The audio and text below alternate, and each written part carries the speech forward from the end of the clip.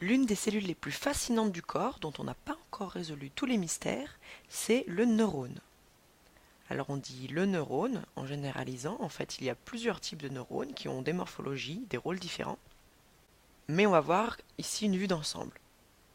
Donc le neurone est constitué du soma, qui est le corps cellulaire, donc avec un noyau.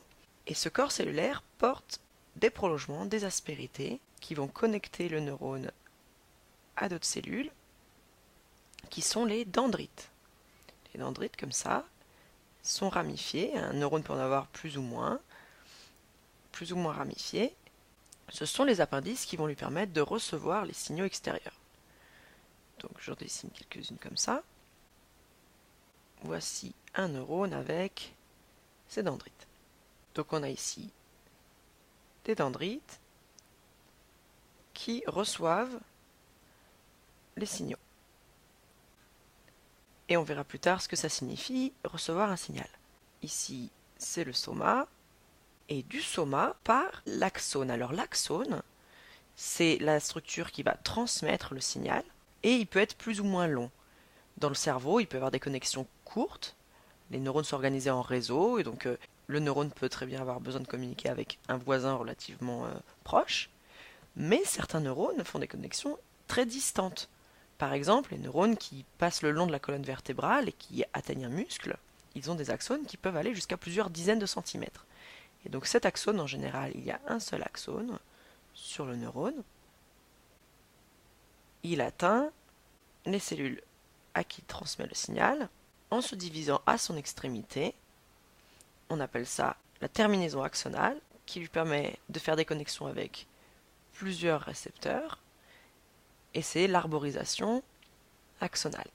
C'est là qu'on va trouver les boutons synaptiques ou synapses qui font la jonction avec les cellules réceptrices. Pour compléter nos légendes ici, on a l'axone, la terminaison axonale,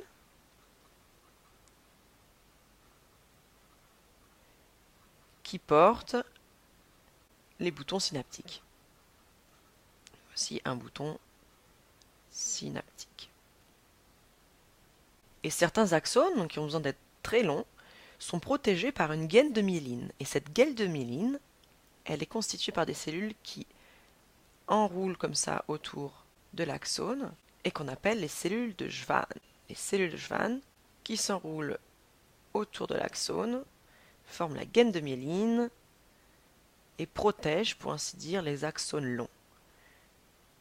Donc ça, c'est au niveau du système nerveux périphérique, c'est-à-dire en dehors du cerveau. Voici une cellule de Schwann, et entre deux cellules de Schwann, il y a des interstices qu'on appelle nœuds de Ranvier. Donc l'espace entre deux cellules de Schwann, c'est un nœud de Ranvier. Ranvier étant la personne qui a découvert cette structure. Donc quand le neurone va recevoir des signaux au niveau de ses dendrites, donc il peut recevoir un signal ici, un signal là, il peut recevoir des signaux stimulants, mais aussi des signaux négatifs, il peut recevoir à certains endroits des signaux plus intenses, il va faire la somme de ces signaux, et si cette somme est suffisante, représente une information pertinente, eh bien il va transmettre une information, et va naître ici au niveau du cône de croissance ou cône axonique, ici le cône axonique, va naître éventuellement un potentiel d'action. Et ce potentiel d'action va être transmis le long de l'axone pour atteindre les cellules destinataires de l'information, donc au niveau des terminaisons axonales. Et la cellule qui reçoit ce signal, eh bien, peut être un autre neurone, ou peut-être une cellule musculaire, ou encore d'autres types de cellules qui vont interpréter ce signal et en tirer une action à accomplir. Et au niveau des dendrites, le signal reçu ici peut provenir d'un potentiel d'action venant d'un autre neurone, mais peut aussi provenir de cellules sensorielles comme les papilles ou les cellules ciliées dans les oreilles, qui vont avoir traduit chimiquement une information sensorielle et l'avoir transmise aux neurones. Donc dans les prochaines vidéos, je vais tâcher de t'expliquer comment marche cette réception et transmission de signaux.